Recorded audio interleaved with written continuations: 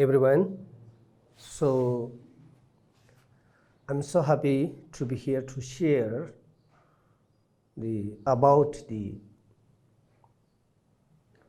Buddhist teaching to my Dharmic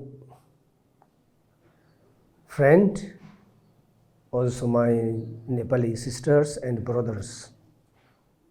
So today I'm going to talk on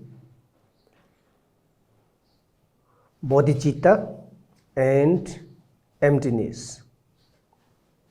Today's main teaching is on emptiness because the last time I taught on bodhicitta. So today's teaching is relevant to the last teaching. Reason that Buddhist practice, Buddhist any practice, need to combine with bodhicitta, emptiness, and dedication. If you can deal or combine with these three good deeds, good beginning, good middle, and good ending.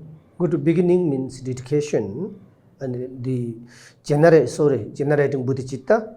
Good middle is emptiness. Good ending is dedication.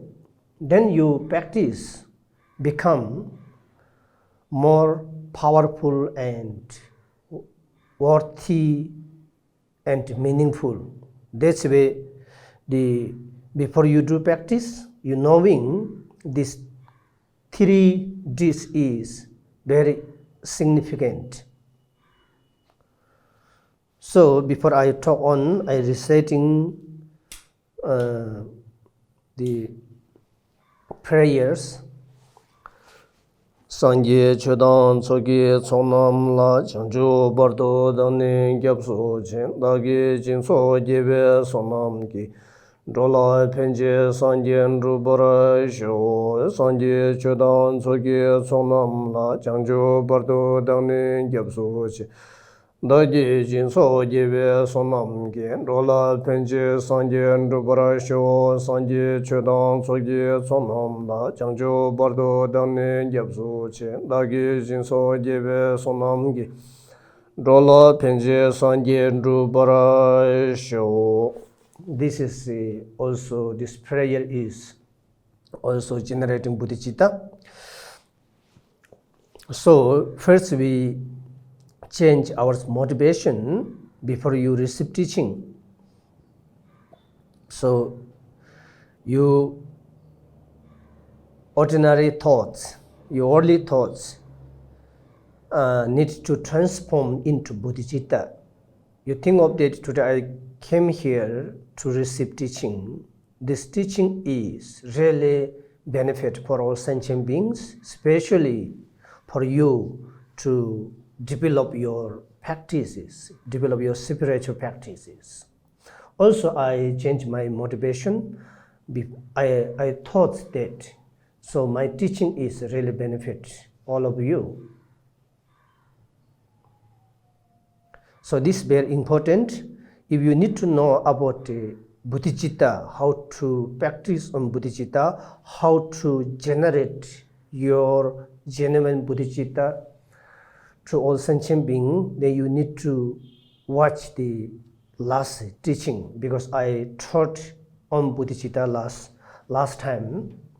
So today's teaching is very fascinating and little bit difficult. So I have a good news to tell. This news is very important. So this news is Buddha nature. Buddha nature. In English, many terms, many jargons.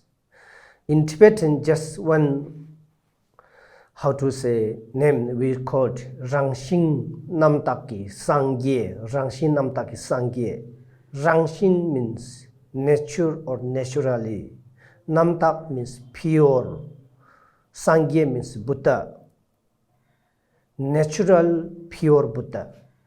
But in English, there are many jargons, terms or terminology.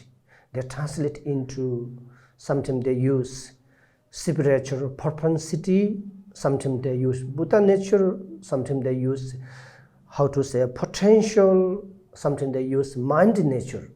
It doesn't matter. The meaning is Buddha nature. The Buddha nature is very beautiful. Of course, it's very powerful. This Buddha nature has all the qualities of the Buddha.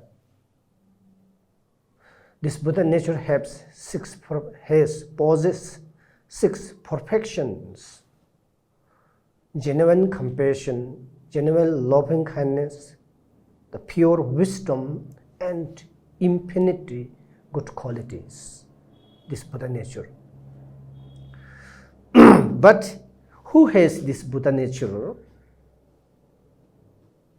All sentient being has this Buddha nature. This Buddha nature is not, discriminating.